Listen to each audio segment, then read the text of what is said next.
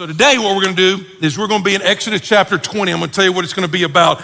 If you remember, we've kind of looked at, okay, I'm going to choose to serve the Lord. Then last week it was a little bit nerve-wracking with husbands and wives. But I want to just tell you on the front end, listen, facts are our friends. Facts are our friends. That saying means that, okay, just objective truth, if you look at it, even if it's hard, even if it's difficult, even if it's like, oh, that kind of stings just a little bit, facts can be your friends. If you can look at that, help you assess the situation, and then make some necessary changes because of that, then facts are your friends. So here are a few random facts as we kind of jump into the text. Here are basic facts about the family, and in some cases just about you individually, but over the last 25 years, families eat together a lot less.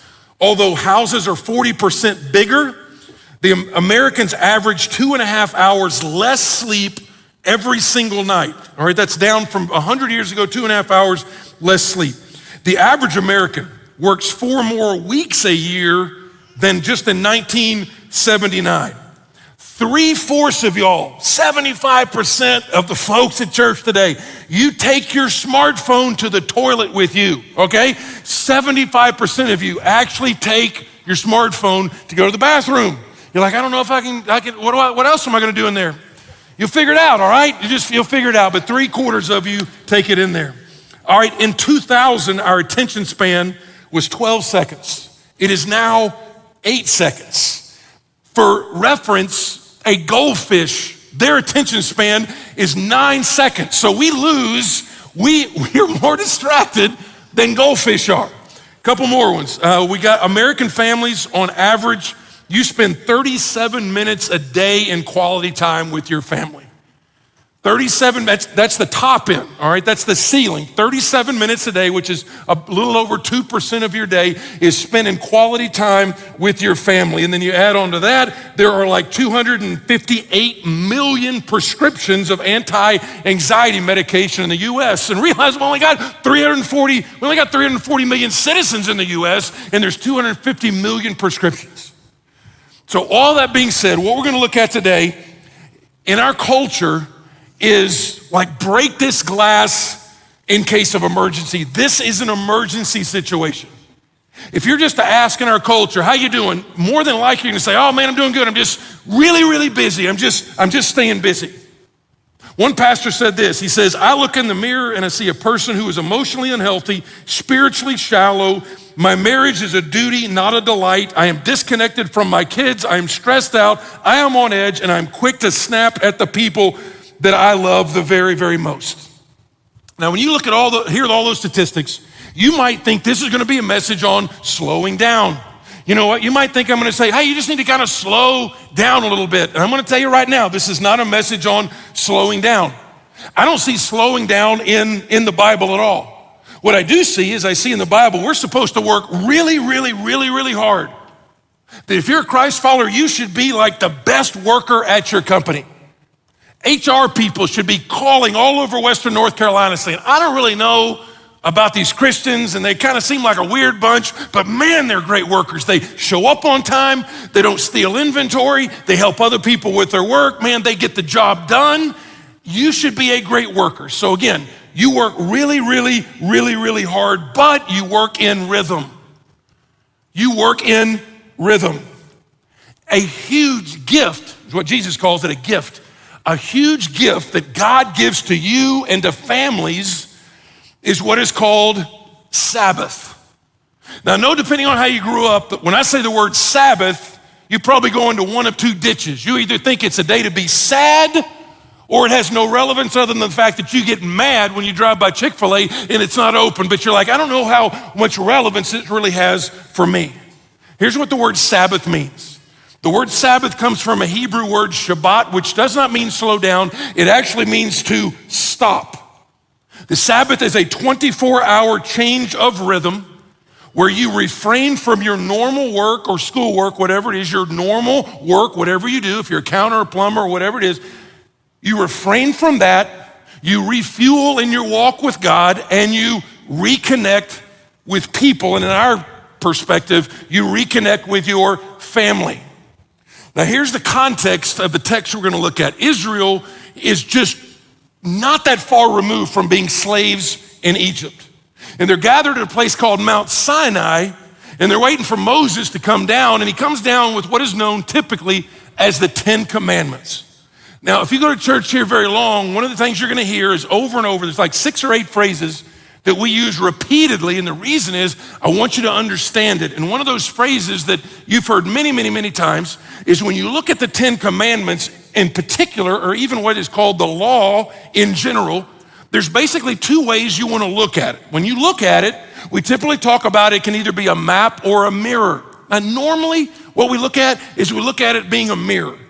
The book of Galatians in the New Testament says that the law is a tutor, it's a schoolmaster to show us that we're in trouble.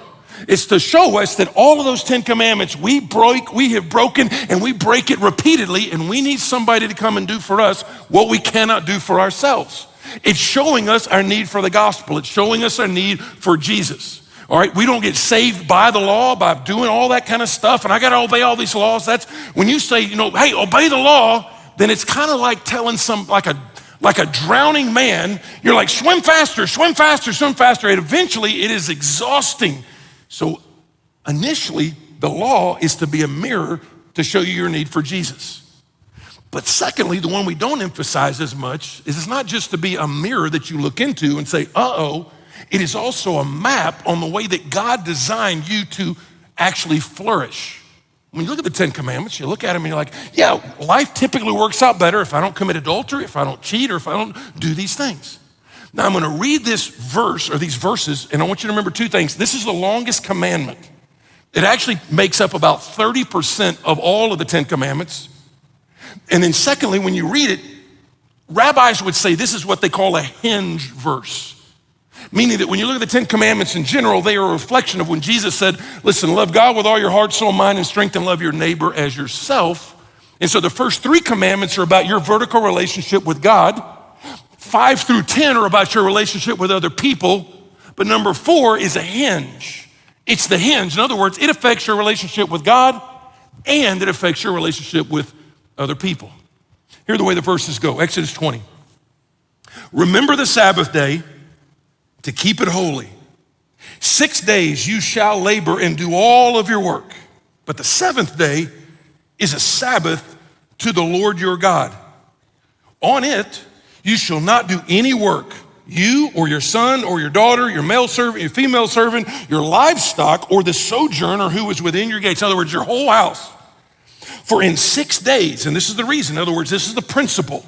This is actually pre-fall. This is when the world was just like being made by God. For in 6 days the Lord made heaven and earth, the sea and all that is in them, and rested. I know that brings up some questions like, why does God need to rest?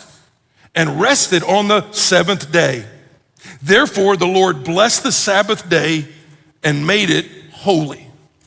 All right, before we get to how do we Sabbath in 2024, let me give you some background. Because depending on how old you are and in the environment that you grew up in, and to some degrees the culture or subculture you grew up in, is how you look at the Sabbath.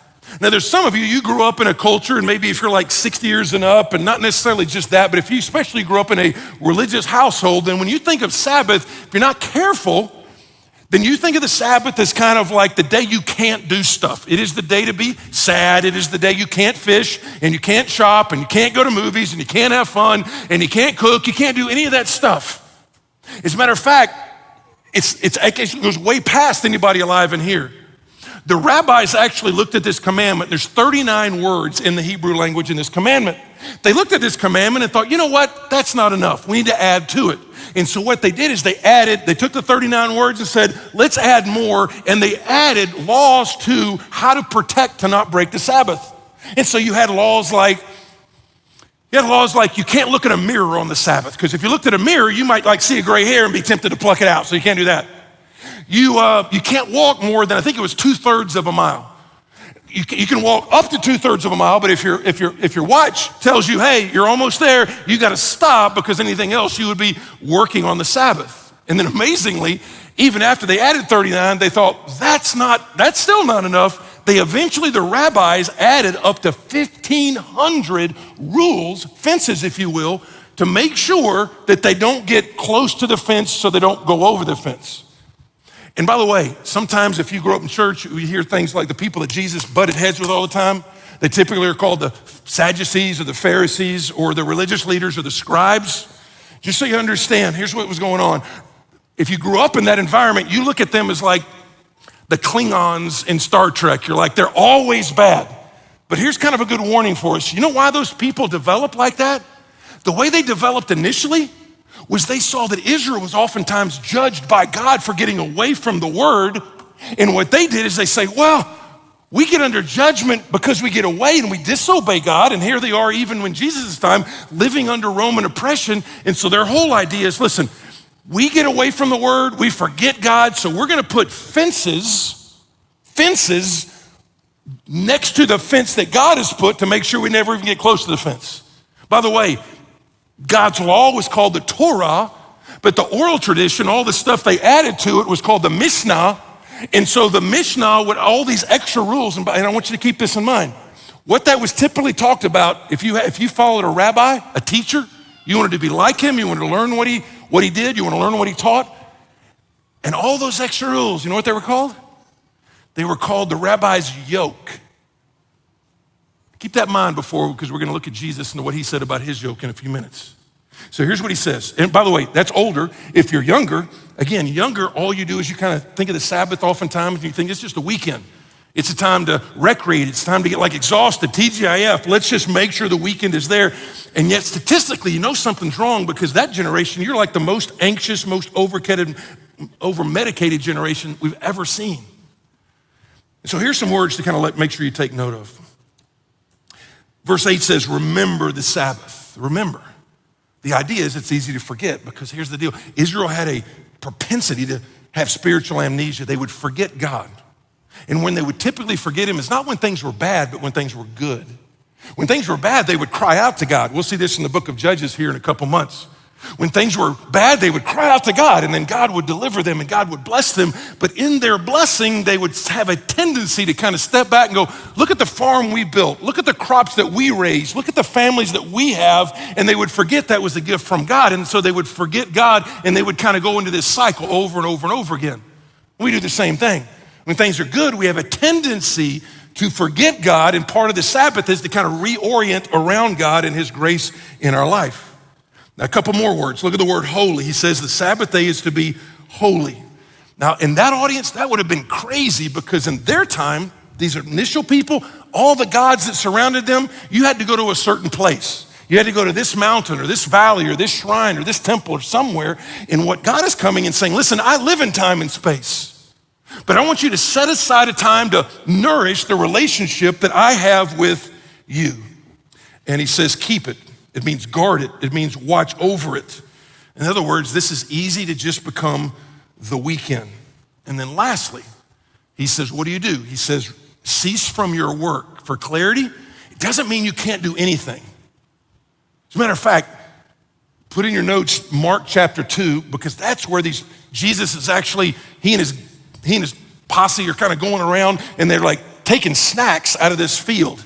And the scribes are like, you can't do that. You can't do that. You're working on the Sabbath. And that's where Jesus makes his famous statement. Listen, the Sabbath is for man. Man is not made for the Sabbath. The Sabbath is made for, it's given to, it's a gift to man. It's a gift. And when we look at it in this thing, it's kind of like a trust issue. Think of what he's telling them. He's telling them, I want you to trust me enough that I'm taking 1/7 of your productivity on paper away. On paper, instead of you working 7 days a week, I want you to only work 6 days a week and trust that you and me together, that if I'm your partner, I will actually make up that gap. It's kind of like tithing. You got to trust God that, all right, God and me at 90% is way better than just me and me at 100%. And so when you look at the text, it's like the labor, and then it says the Lord rested. Now that is the one that causes issues.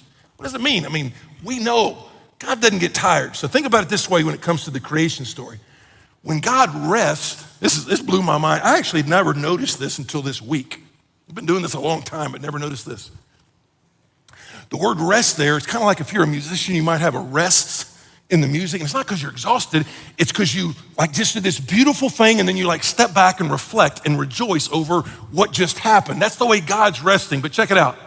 There's a rhythm in the creation narrative. In the creation narrative, here's the way it basically goes. God says something, it happens, and then there's evening.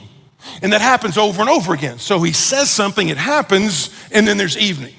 And in the first 3 days, he creates environments. And then in days 4, 5, and 6, he puts stuff in the environment, including Adam and Eve on day 6. Now check it out. In Genesis chapter 1, at about verse 28, God looks at the man and the woman and he gives them what is called the cultural mandate. The cultural mandate is when he basically looks at them and says, you go and you subdue and cultivate. This planet, this garden I've given you, it's kind of messy, so I need you to come along and like put it together and make some order of it. So he tells them that on day 6. I mean, it's the culture, that's a big, big job. But on day 7, chapter 2, verse 1, it says God rested from all of those labors. And Adam and Eve are obviously right there. In some ways, that's the first command he gave to both Adam and Eve, to rest. It's kind of like Pentecost when he tells the disciples, hey, I want you to go out and evangelize the whole world. But then he's like, wait until I send the helper. Here he's like, listen, you haven't even worked at all. But what I want you to do is I don't want you to rest from your work. I want you to rest for the work that I have for you. And then he says it's a blessed day. Here's the biggest picture I want you to understand before I tell you how to Sabbath or give you principles on how to Sabbath. This day is to be a blessing to us, not a burden. It's a blessing day. It's not to be a burden day. This is to bless you and your families and for you to live in the rhythm that God actually made you and created you to live in. Because bottom line, our rhythms in our families typically are not that good. A couple of y'all have a couple of theological questions before we jump into the application. Theological question number 1. Somebody's gonna say, well, we're not under the law. Sabbath was law, we're not under the law. And that is true in some ways. Ultimately, the Sabbath pointed to Jesus, just like the whole law did. I think it's the book of Hebrews that says that the Sabbath is a shadow. It's a shadow of what was to come. It's a shadow of Jesus. Jesus fulfilled the law. Jesus is our rest. Jesus is the one that takes a soul that is restless and gives it rest through the gospel. So technically, are we under the law? No, we're not under the law. If you're in Jesus, you're not under the law. The law is to point you to Jesus. But it doesn't mean you and I don't look at the wisdom and the principle of the Sabbath. It's very needed. And keep this in mind. Keep in mind the fact that Sabbath was given actually before sin ruined everything. It was definitely pre-law, and it was actually pre-fall. Genesis chapter 2, verse 1. He's like, you know what? God rested. Before you do anything else, Adam and Eve, I want you to take a nap. I mean, how awesome is that? So here's the second question usually comes up. It's like Sabbath is Saturday. Sabbath is Saturday. And again, technically that is true, but the book of Acts is really clear. The book of Acts is the history of the early church. Most of the early church, especially initially, were Jewish people who had been converted. They had said, you know what? He is the promised Messiah, that when he rose from the grave, you're like, I'm convinced. And so what they did is they chose Sunday instead of Saturday to worship. Why? Because Jesus rose from the dead and made more sense for them to celebrate salvation and the new life and the empty tomb, to celebrate that on Sunday. So, and by the way, I'm not about to give you a bunch of rules for the Sabbath. What I found is if you give a bunch of Sabbath rules, you don't get a lot of Sabbath rest. But there are some principles that you can then fill in the blank with the understanding this is to be a blessing to you. I'm not saying it's gonna be easy, but I'm gonna tell you it's gonna be a blessing. God designed it that way. So let's put down 3 reasons and 3 ways we Sabbath in 2024. Number 1, this is a big one. One way we Sabbath today is it is there for you to refuel with God. It is there for you to refuel with God. You see real clearly, it's like this, and listen, this is a day that is to be set apart. The word holy means sanctified or set apart. So technically we are free from the Sabbath law, but listen, we're made of the same stuff Israel was made of. How many of us do not have the same tendency to get spiritual amnesia and forget God and the gospel?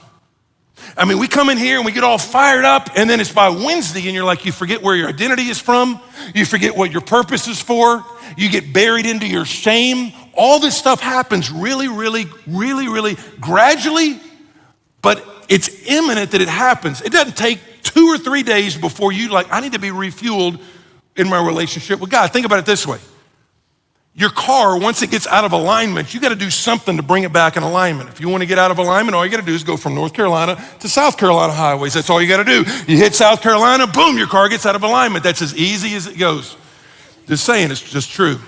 Or think about it this way. Think about a battery. Like the other day, dadgummit, the smoke alarm starts going off. And is it just us, or is the smoke alarms, they always go off? They're never gonna go off at 6 when you're just getting home or something. They go off at 2 in the morning, 3 in the morning. Dogs go crazy. You're trying to figure out where the batteries are. Then you gotta kind of figure out which smoke alarm it actually is. And it's like hide and seek. And then you gotta wait 10 minutes before it beeps. And then you run to the other part of the house. And here's what I was like, there's gotta be a better way. There's gotta be an app for this somewhere. And then finally it's like, well, what the fire people say is what you need to do is have a rhythm and change the batteries in all of your smoke alarms and all your smoke detectors, several times a year. I'm like, what dork does that? I mean, seriously, how nerdy is changing your battery? What are you doing today? I'm changing all. God bless your ministry if that's what you do. I just can't see that happening, but it's probably the smart thing to do. It's smart because it's in rhythm and that thing is gonna wear down. Here's what the Sabbath is. It's for you to take 1 day a week and refuel, recharge your relationship with God. As a matter of fact, good news is you're doing it right now.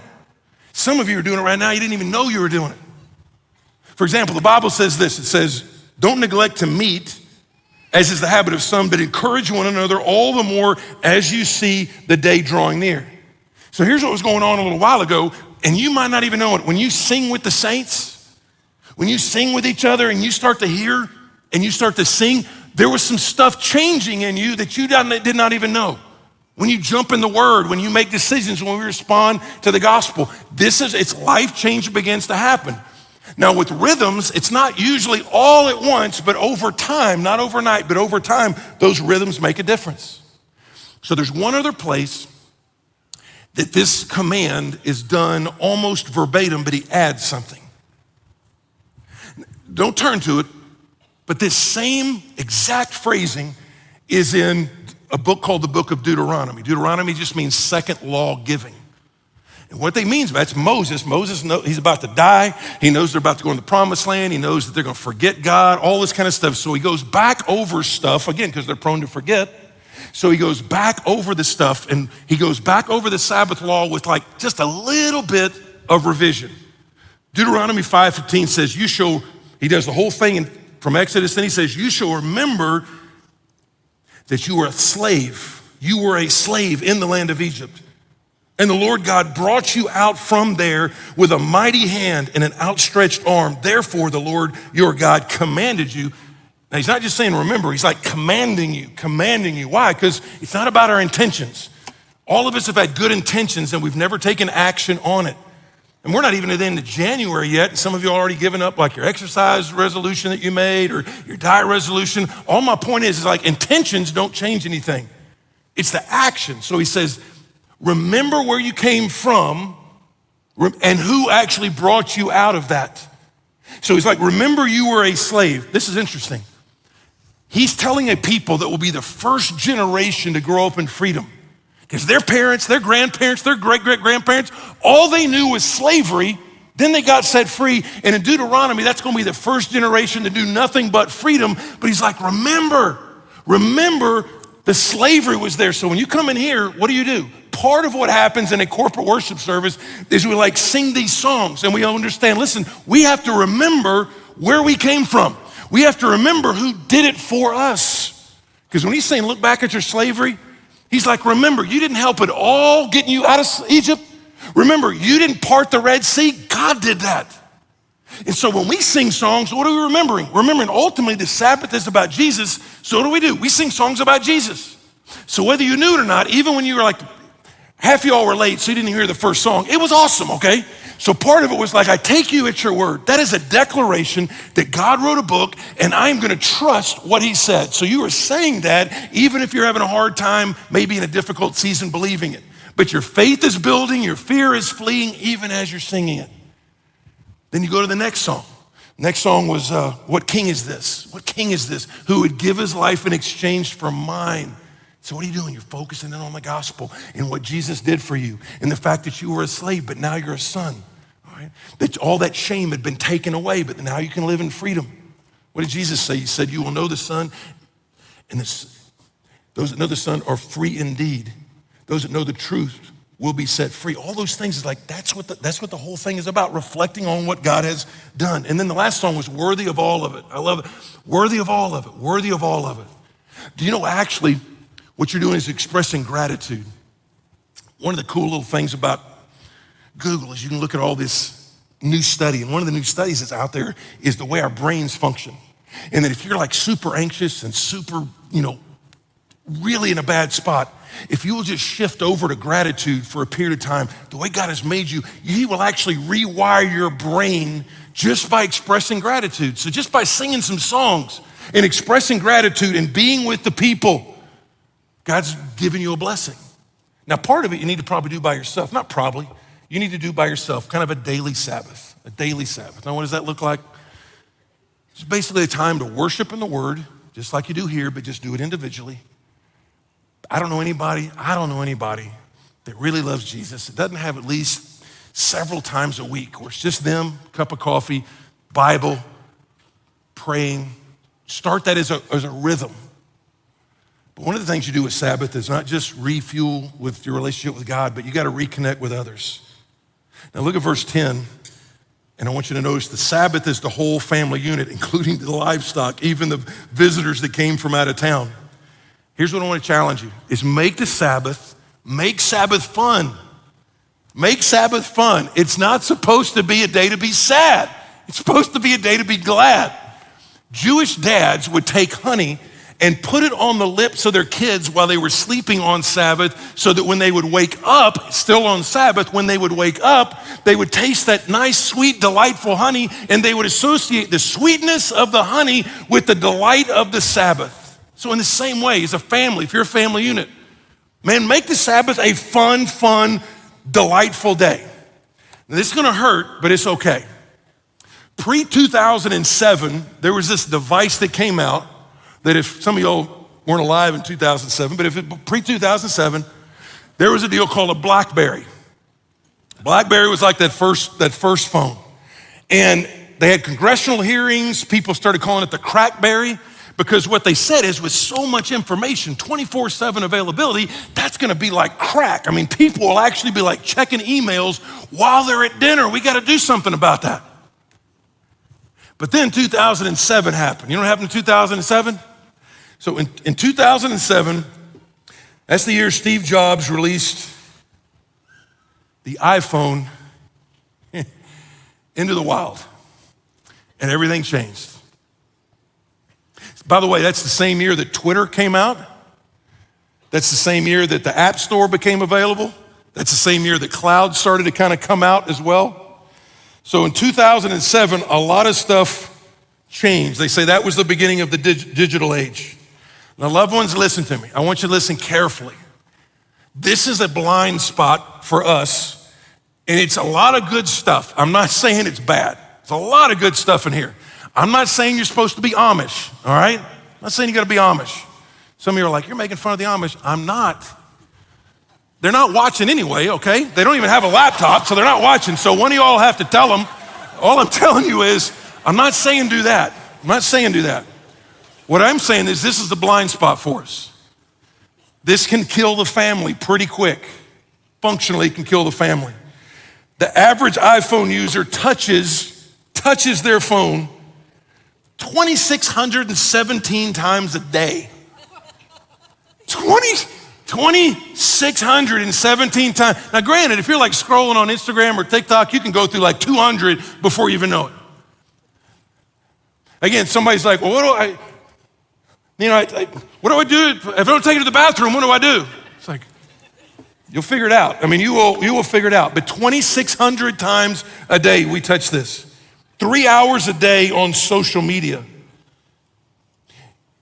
Just so you know, and I'm gonna read this one quote to you by an insider in just a second.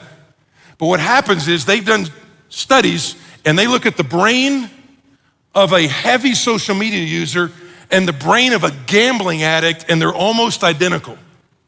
Because what happens is is the same thing when that guy pulls that slot machine and he wins and dopamine hits and it changes his brain. Same way when he pulls that slot and he loses and he gets cortisol in there, same thing happens when you make a post and nobody comments. So, insider, a guy named Sean Parker, some of y'all only know him as Justin Timberlake because of the movie. He's the first president of Facebook. He now calls himself a conscientious objector to social media. I'm going to read this quote to you. This is an insider. This is an insider talking to outsiders about what the insider's strategy is to try to get us as outsiders. So here's what he says. Quote, God only knows what is going on in our children's brains. The thought process that went into building these applications, Facebook being the first of them, again, first president of Facebook saying this. It was all about, quote, how do we consume as much of your time and conscious attention as possible? Just understand, they start off with the premise, the question that they want to answer, the way they design things, the algorithms, all of that stuff. Here's what they're saying. How do we consume as much of your time and your conscious attention as possible? He says, and that means we need to sort of give you a little dopamine hit every once in a while because someone liked or commented on a photo or a post or whatever. And that's going to get you to contribute more content, and that's going to get you more likes, more comments, etc. And here's the way he closes. He says, it is a social validation feedback loop, exactly the kind of thing that a hacker like myself would come up with, quote, because you're exploiting a vulnerability in human psychology. What is he saying? He's saying, this is not necessarily your friend. You just got to realize this phone doesn't work for you. Hear me out. This phone doesn't work for you. This phone works for somebody in California. What you've got to figure out is don't be enslaved to this. Use it, it's great. Don't be enslaved to it. You're like, I'm not enslaved to it. Fine, just put it away for just a little while. I can't do that. Just put it away for a little while. Take a digital Sabbath, even for like an afternoon. I promise you, it is so healthy. I tried it, all right? I didn't take it to the bathroom at all this week, so I'm like, it's awesome. I didn't I tried to limit any kind of screen time. And you know what? Even in that little sample size, I can already feel like a little more of my soul and a little more of my relationship with God and a little bit more time with you and a little bit more time with my wife. How many times have you gone into a restaurant and you look over and you see a family of four? There's mom, there's dad, there's Scooter, and there's Sissy or whatever, and they're all they're like, oh, that's cute, until you all realize they're just like this, like this. Again, I'm not saying these are not helpful. They're super helpful. And by the way, some of you are like, well, what if we take a selfie? First of all, that's cool. But if you're a man, don't take a selfie. Just telling you, if you're a man, don't take a selfie. All right, here's the way. If you're a man, here's the way you take a selfie. You start up here. You're like, no, it's too high. You go here.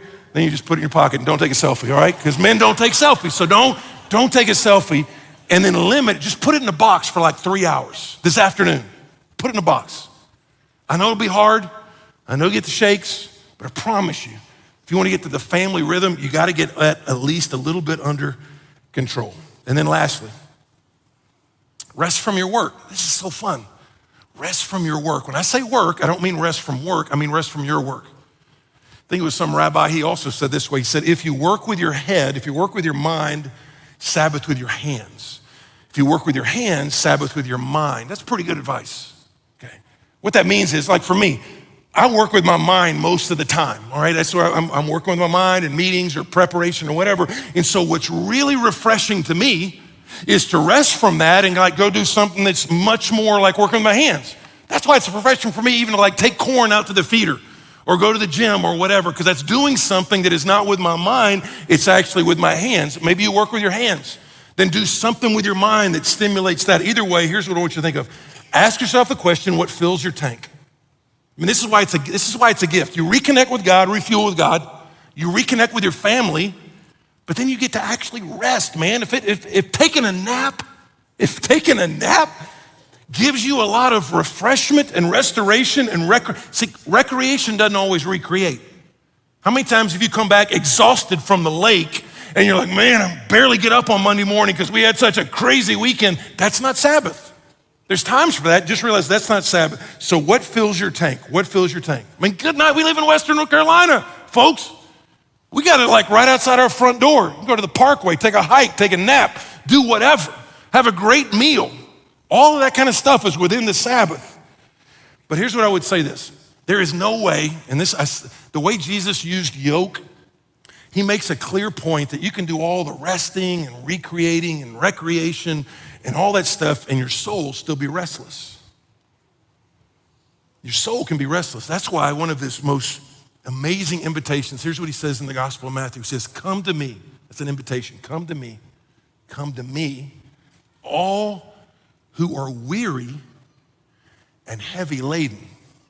This is not talking about physical. It's okay to be tired. We're made to be tired, and then we live in rhythm. We Sabbath, get ready to go. But he's talking about soul weariness, soul restlessness. Come to me, all who are weary and heavy laden, and I will give you rest. Take my yoke upon you and learn from me. For I am gentle and lowly in heart, and you will find rest for your souls. My yoke is easy and my burden is light. Understand, he's not saying life is easy. He's saying his yoke is easy. Why is his yoke easy? Because he's going to pay the full price on a cross not too many years after he says this statement. He's going to pay it. He's contrasting that to the yoke of religion. The yoke of religion is do all this stuff so you have right standing before God. His yoke is, listen, I'm going to pay the price. And if you will actually accept that invitation, you can have right standing before God because I'm going to pay it all for you. So here's what I'm going to do. Why don't you stand to your feet for a second. Go ahead and stand to your feet. Here's the way we're going to respond. The way we respond typically at our church, if you're kind of new, is we talk about we come, sing, and bring. We come, sing, and bring. Now, what do I mean by come? Come and pray. Now, there's some repentance that is involved in this. Some of you got some burdens. Some of you got some things you need to change, some priorities you need to switch, and you're going to need some spiritual guts to actually make those decisions. Some of you are going to have to say, all right, my wife is not going to drag me to church anymore. I'm going to actually kind of help with the whole family deal, or I'm going to change my priorities to make sure that we're reconnecting with each other, or we're going to take a Sabbath, or maybe you just got a burden. Maybe you got a family deal, a prodigal deal, a business deal. And you just come up and pray. Listen, there's no reason to not come up and pray regardless of what you got going on. Just come up and pray. Secondly, when we sing a song, when the song is in what you call to God, there's some songs about God. Most of the songs we sing, not everyone, most of them are to God. You hear me on that? The song we're about to sing is not about God, it's to God. And the basic gist of the song is two things. On one hand, it's I'm gonna surrender. I'm gonna surrender. That's what it means when you actually accept Jesus as Lord, that he's the boss, I'm no longer the boss. When you surrender to the Lordship of Christ, what you're saying is, I surrender. All right, when you and I disagree, you're right, I'm wrong, and I'm gonna change. That's what Lordship means. So when you say I surrender, it also has a phrase in there that says, make room. I'm gonna make room for you. I'm gonna make room for you. Some of us need to do just that. We need to make room in our lives in these hectic schedules and make sure we're refueling with God, make sure we're reconnecting with each other, and then just getting restored so we can start the week off, which starts tomorrow. So here's what we're gonna do. Think about it this way. This song is a prayer. It's to God, it's a prayer. So when you say make room for you, it might be even helpful for you, even if you like close your eyes and just like, you know what, I'm gonna make room for God, because it's a prayer. We're all gonna be praying all over the 828, the same prayer at the same time. So I'm gonna pray and then we're gonna respond. Either come and pray, sing like we mean it, or some of you are like, I need to bring my first and best. I need to trust God with the mission. So Father, that's what our prayer is. Pray the next 4 minutes. Well, it's kind of, Lord, it's kind of funny when I just said it out loud. It's 4 minutes, it's gotta be in that. But Lord, we do pray the next few minutes as you got a bunch of people singing, make room. God, give us the spiritual guts to actually do that. You say, come to me all who are weary and heavy laden. There's people, there's marriages, there's students, and they are tired. Their soul is restless. And I pray you give them rest for their souls. I also pray you give them wisdom for their lives. You gotta pray that today we'd put a stake in the ground, put a line in the sand to say, things changed on our family trajectory right here. We decided to Sabbath with our marriage. We decided to Sabbath with our family. And that's the practical thing that you brought into our lives that really saved our marriage or saved our family. Lord, we want to give those to you. I want to accept your invitation.